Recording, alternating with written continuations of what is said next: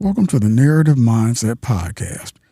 If this is your first time tuning in, I would appreciate it if you went back and viewed previous episodes when you get time to get the idea of the podcast. Loneliness is not always loud. Sometimes it arrives like fog, settling into the corners of your life until you realize you've been breathing it in for years. It doesn't announce itself. It creeps, filling the silence between conversations, stretching the hours of the night, pressing against the walls of your chest. You can be surrounded by people and still feel it. Because loneliness is not about absence. It's about disconnection. It's the gap between being seen and being understood. The distance between presence and intimacy. And when it lingers long enough, it becomes a lens, tinting everything you look at with its quiet ache. There are moments when loneliness feels almost cosmic, as if the sky itself is watching you. You look up at the stars, at the endless expanse above, and you realize how small you are, how fragile your connections really are. The eyes of loneliness are not human. They're vast, unblinking, external. They remind you that solitude is not personal, but universal, woven in the fabric of existence. And in that reminder, you feel both crushed and comforted. Because to be lonely is to share in something that every soul has known. Loneliness becomes a witness, a silent companion, watching you as you move through the world, waiting to see what you will do with its presence. The engine clicked once, a cooling sigh and the sudden absolute silence. I didn't turn the key further, didn't bother with the radio. I just let the weight of the shift, 11 hours of moving things, taken minimally, fixing problems that didn't belong to me, settling into the worn leather of the driver's seat. It was 2:17 a.m. I was parked outside a brightly lit, sickly yellow 24-hour convenience store on the edge of the Cass corridor. The streetlights here were old sodium vapor lamps, casting the entire scene in a bruised amber glow that seemed to filter out all warmth, but none of the grit. Detroit was quiet now, in the way only a massive, tired city truly knows how to be. It wasn't the silence of the wilderness. It was the silence of a packed room where everyone decided simultaneously not to speak. There was a low voltage hum, a collective breath held just out of earshot, full of potential energy and untold stories. I felt the city watching. Detroit doesn't watch with judgment. Judgment requires investment. And this town had long since cashed out of its emotional chips on my kind of quiet desperation. It watched with the pure, cool indifference of a seasoned bartender who's seen 1,000 men sit at the lonely end of the bar, nursing their fourth cup of coffee and their first regret. I sat there, an island of warm breath and cooling metal, while the city proceeded with its magnificent, ongoing act of existing without interruption. Loneliness wasn't new, We were old acquaintances. It had spent my childhood leaning against the closed door of my room, and my adulthood taking the passenger seat on long, empty drives. But tonight, loneliness felt like a shadow, and more like a membrane, invisible, taut, separating me from the oxygen of the world. The shift had ended an hour ago, but the emotional spiral began just 5 minutes prior. When I dropped off the last customer of the night, a young woman in her mid-20s, heading home after closing up a downtown bar. She'd been scrolling on her phone the whole ride, her face illuminated by the constant blue flicker of her screen. When we stopped, she looked up, suddenly noticing the quiet space we'd shared. She gathered her canvas bag, paused with her hand on the door handle, and her voice, casual and slight surprised, cut through the fabricated peace of the car. "You always this quiet?" she asked. It wasn't accusatory. It was just a question. Pure observation. But it hit me. A small, sharp chip of glass tossed into the still water of my composure. I gave her the practiced, low-effort answer, the one that required no vulnerability, only a functional noise. "Long day." She nodded, accepting the performance. "Yeah, me too. Have a good night." The door closed. She was gone, melding into the background noise of the street. But the question remained, echoing in the confined space of the cabin, the way sound bounces off concrete in an empty industrial building. "You always this quiet?" The answer, if I allowed myself the excruciating truth, was yes. Not because I had nothing to say, but because I had, through decades of conditioning, learned that expressing the things that mattered most, the things that lay beneath the functional surface, was a dangerous liability.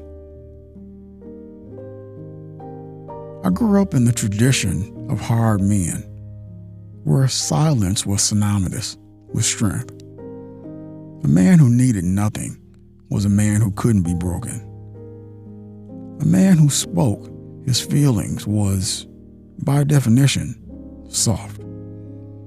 And softness meant a weak point for the world to exploit. So I built walls, great, thick, soundproof ones, and I mastered solitude. I learned to cook for one, travel alone, and measure success by the sheer lack of need for external validation. I learned the trick of being physically present while emotionally absent. A ghost, I bring a body. But isolation, when mastered, ceases to be a defense mechanism and becomes an operating system. And sometimes, late at night, the operating system crashes, revealing the original underlying hunger. This wasn't about missing a person. I had people I could call. I had friends I could text. This was about missing the experience of being seen. The core self stripped bare of the day's necessary performance. Loneliness tonight wasn't a lack of company. It was the internal recognition that if I suddenly vanished from the parking lot, the story the world held of me would be entirely inadequate. It would be my functional biography, the job, the car, the apartment, none of the necessary, terrifying internal landscape. I am a man who tells stories, yet I am incapable of telling the most important story, the one about the effort required just to keep the mass steady. The air in the car was heavy, smelling faintly of stale coffee and road dust. I ran a hand across the stubble on my jaw. Loneliness, in its mature form, doesn't always bring tears or dramatic despair. Sometimes it's just the quiet, dull ache of chronic undernourishment. It shows up in the gas station aisles when I choose the exact amount of gas needed and avoid eye contact with the clerk.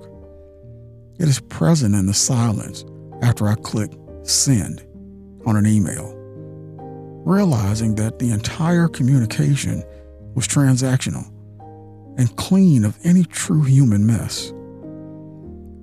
It is the weight of the unspoken. I found myself meditating on the core distinction between seeing and witnessing. People saw me all day. They saw the driver, the repairman, the confident. Sometimes when someone needed to offload their own mess quickly, they saw the controlled movements, the steady hands, the calm demeanor. That's seeing. But witnessing is seeing the blueprint, the internal scaffolding, the sheer muscular effort required to hold that calm demeanor in place. It is seeing the soft spot and choosing not to exploit it, but to acknowledge its existence. And what I secretly crave tonight, sitting here with the city breathing around me, was that witnessing. Not applause for my strength, but recognition of the fragility underneath it. I wanted someone to look through the sturdy glass of my self-containment and see the man inside. Exhausted, not from the shift, but from the relentless, solitary work of maintenance. It was the hunger to be observed without the reciprocal obligation to perform. That's the difficult bind of masculinity. We are rewarded for the armor, yet we die inside the suit. I looked out at the city. The lights of the distant central skyscrapers were pinpricks of defiant ambition. Down here, at street level, Detroit was the opposite of sentimental. The city understood, disappearing.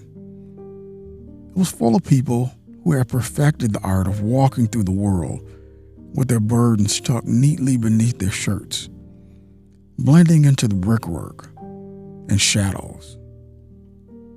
Detroit didn't demand vulnerability, it demanded resilience.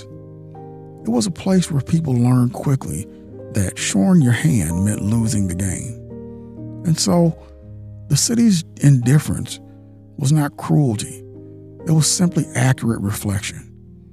If Detroit judged me, it would be for foolishness of waiting for a connection in the dead of night in an empty car. I had tried, in my own clumsy way, to make silence speak. That's why I told stories.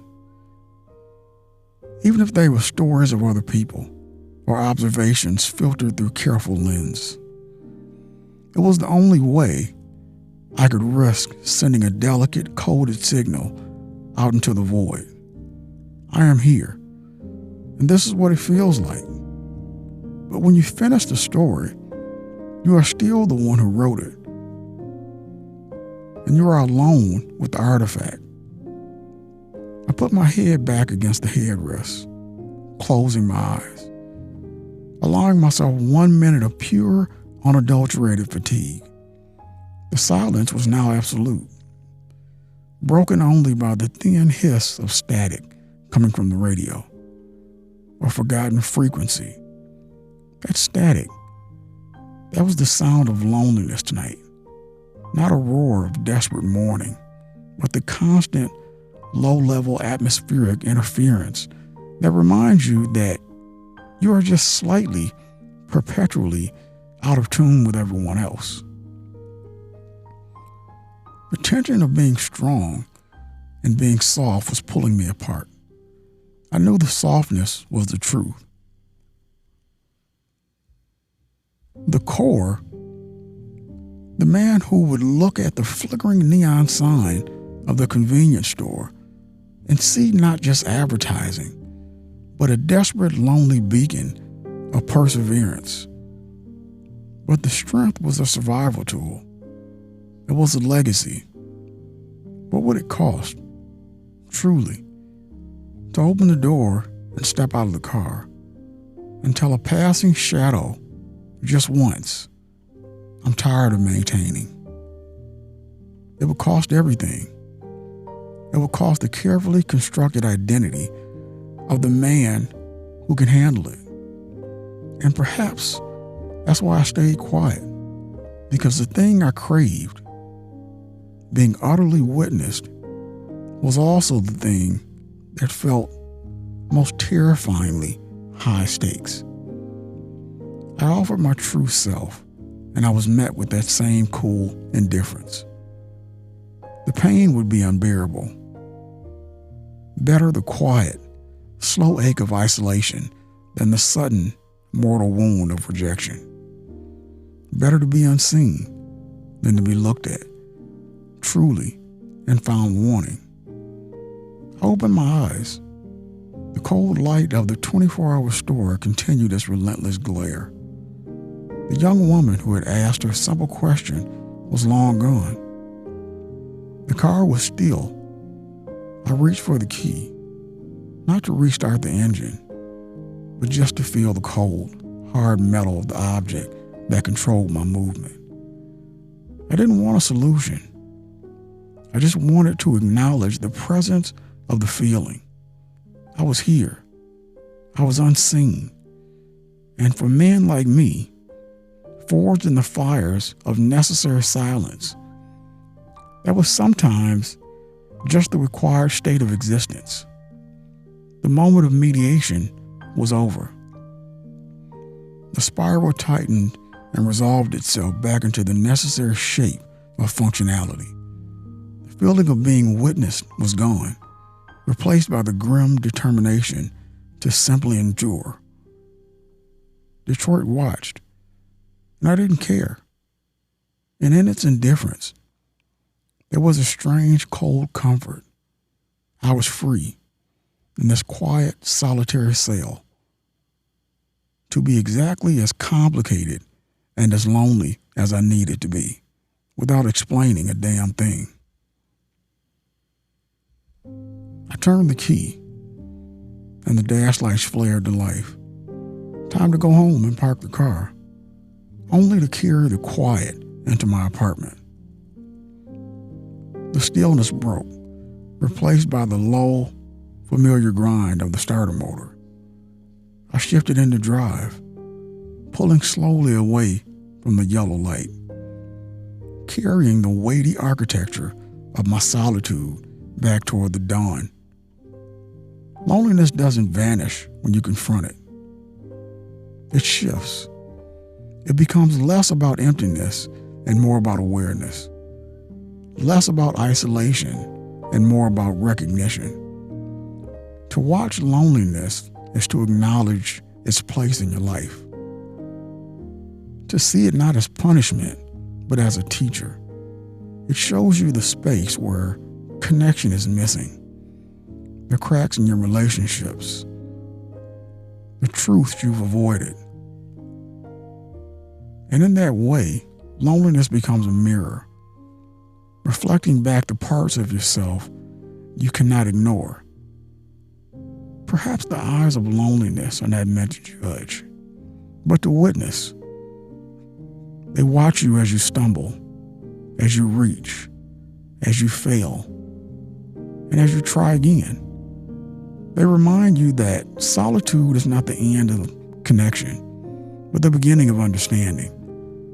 To be watched by loneliness is to be reminded that you're still here, still searching, still alive.